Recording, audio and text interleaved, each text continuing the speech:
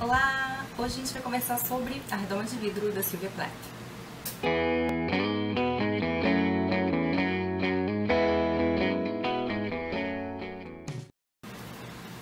Bom, A Redoma de Vidro, da Sylvia Plath estava na minha lista de releituras para 2015 e acabou sendo o primeiro livro que eu li em 2015. Eu pedi essa edição da Globo traduzida de um amigo culto e eu ganhei e resolvi ler logo. Depois eu fiquei pensando, nossa, mas que escolha para começar o ano, né? Porque é um livro assim meio deprê, meio pesadinho. Eu já tinha lido esse livro há mais de 10 anos numa edição na língua original, né, em inglês. E eu me lembro que eu gostei muito do livro, é um livro que teve muito impacto pra mim e eu acabei decidindo relê-lo por agora, né? Eu tô com um planejamento aí de várias releituras e esse era um deles, porque era um livro que eu lembrava de ter causado um impacto muito grande em mim. Eu fiz essa releitura com um certo medo, né? Porque já aconteceu de eu reler livros de que eu gostava muito e de, no fim das contas, o livro não fazia tanto sentido assim, né? Ele fazia mais sentido para aquela idade que eu tinha lido, mais nova, mas não foi o caso não. Eu gostei muito da releitura aqui. Essa é uma tradução do Chico Matoso, que foi publicada pela Biblioteca Azul, selo da Globo, e que eu posso dizer pra vocês que ficou muito boa, tá? Porque eu depois acabei pegando o meu Bell Jar, né, em inglês, pra dar uma comparada e a tradução ficou bem, assim, fiel ao estilo da autora, tá? Eu gostei bastante. Esse livro foi publicado em 1963, no mesmo ano em que a Sylvia acabou tirando a própria vida, né? E esse livro, o assunto dele tem a ver um pouco com essa situação da vida da Sylvia, de muitas crises de depressão e tentativas de suicídio. Esse livro é narrado em primeira pessoa pela Esther Greenwood, e a Esther é uma aluna, né, universitária, ela é uma estudante brilhante, né, dessas estudantes que sempre tiram 10, super responsáveis, assíduas e competentes. E ela consegue fazer um estágio numa revista feminina em Nova York. Acontece que lá ela fica um pouco decepcionada com esse estágio, assim, com o que seria, né? A Esther, ela queria muitas coisas, algumas ligadas a essa coisa de escrita, né, de escrita criativa, mas ela mesma não sabia muito bem o que ela queria. E lá em Nova York, durante esse estágio, tem início uma crise emocional séria dela, né? Eu diria que ela estava entrando, né, num processo de depressão, mas eu acho que ela mesma não tinha muita noção disso, assim. E esse livro é um pouco sobre isso, sobre essa percepção da personagem de que tá, né, de que ela tá passando por uma coisa muito séria, né, enfim, que tá sugando suas energias e dessa perda de controle sobre os próprios sentimentos. Bom, então o que vai acontecer? A Esther, ela vai contando pra gente a maneira gradativa com a qual ela vai piorando, né, em relação a essa crise. Então ela narra uma série de fatos e a gente vai tendo cada vez noção mais da gravidade da coisa. É interessante que o livro, apesar dele ser narrado em primeira pessoa, ele é narrado de uma forma muito seca, né, e muito direta, muito objetiva. É quase como se ela estivesse olhando de fora o que ela está contando. E isso faz com que a experiência de leitura seja muito visceral, assim, seja muito brutal, porque ela está narrando coisas muito desagradáveis e pesadas sem te preparar para isso, assim. Então você acaba sempre sendo pego por aquela situação que é muito humana, né? A gente sabe que são coisas muito passíveis de acontecer e acontecer muito. Mas de uma maneira, assim, muito brutal, muito seca, né? Então isso faz com que a gente tenha, né, que no leitor o impacto seja muito grande. Uma coisa interessante é que a Sylvia, ela estava associada a um movimento poético, né, norte-americano, da qual também fazia parte a Anne Sexton, que era um movimento confessional que usava as experiências biográficas no poema, né? E para quem conhece a poesia da Sylvia Plath, né, a gente vê um pouco desse diálogo, ou talvez dessa questão da autora ser também poeta no romance, porque o romance, apesar dele ser um romance relativamente seco, objetivo, ele também é muito poético. E eu diria que ele é muito poético por dois motivos. O primeiro é porque ela explora muito bem a concisão da frase, né? A frase curta, os parágrafos, os períodos curtos. E porque isso causa, né, junto com essa concisão, vem uma pausa, né? Então, o uso do ponto final. E isso faz não só com que o texto soe um pouco como um poema, porque tem frases menores, mas ele também aumenta o impacto do que está sendo dito, na medida em que ela faz parágrafos pequenos e assim que ela está para introduzir alguma questão mais séria, mais grave, algum fato ou a situação como ela está se sentindo, isso ganha um impacto por esse uso da pausa, né? Eu vou ler um trecho onde isso fica, onde dá para perceber um pouco, né, esse recurso. Na página 133, ela diz assim, vocês vão reparar como ela fala pouco, né? Engatinhei de volta à cama e cobri minha cabeça com os lençóis.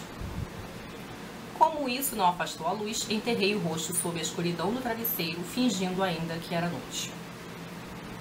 Eu não via motivo para levantar. Eu não ansiava por nada.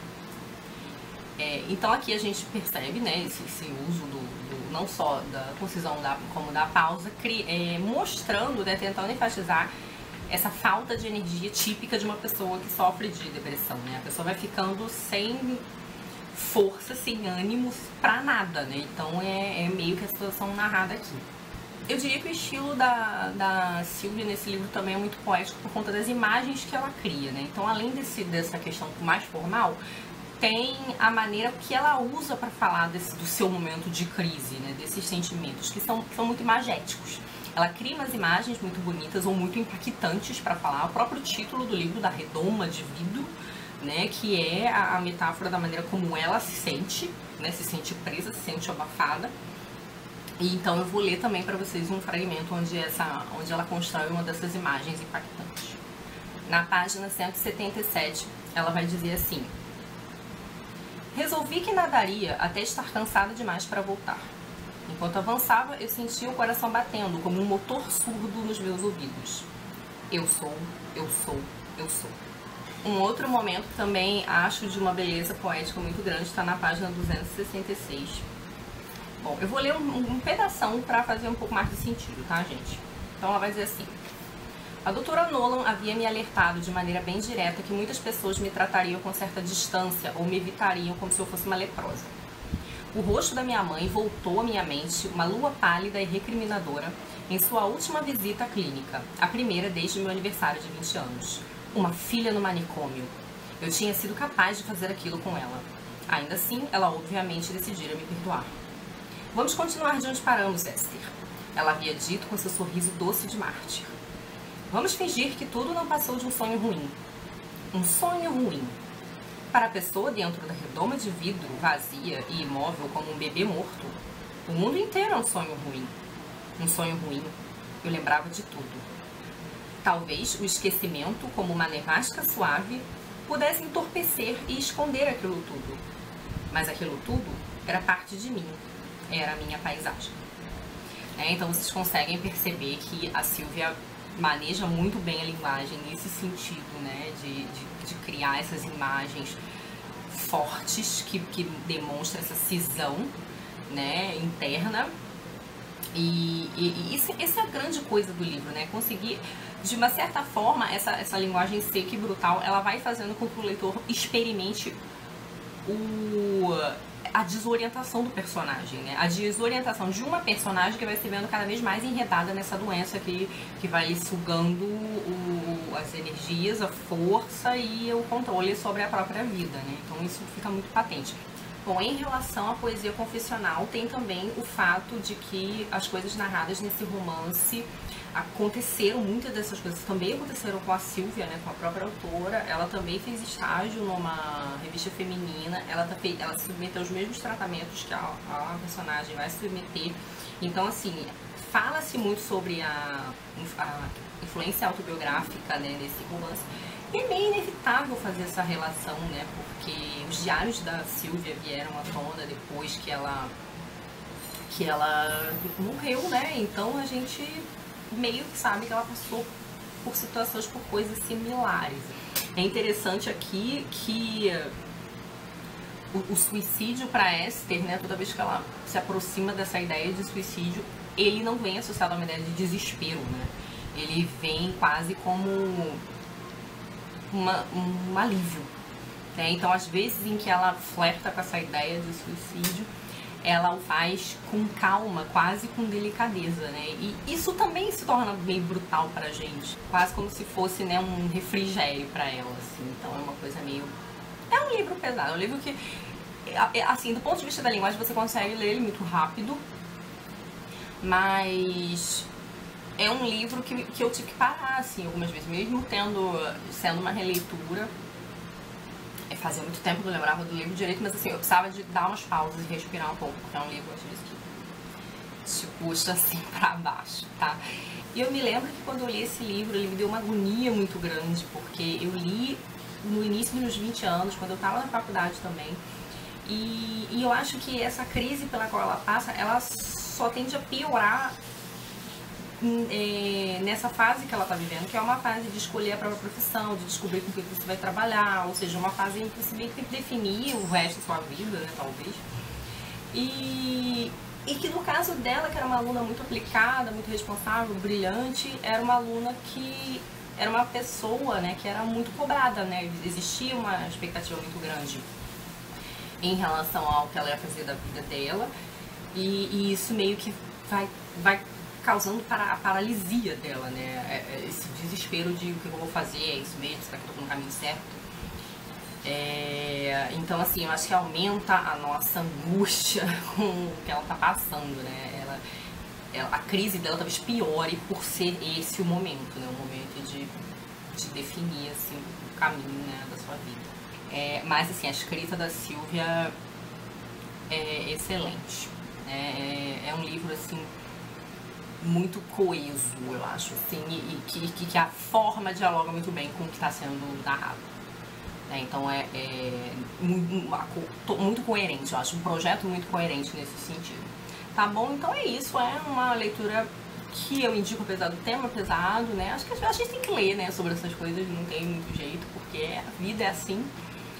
Mas eu indico muito, assim, é uma autora querida, é um texto muito bonito, sobre um tema também muito humano, né? É isso, eu espero que vocês tenham gostado. Boas leituras e até o próximo vídeo. Tchau!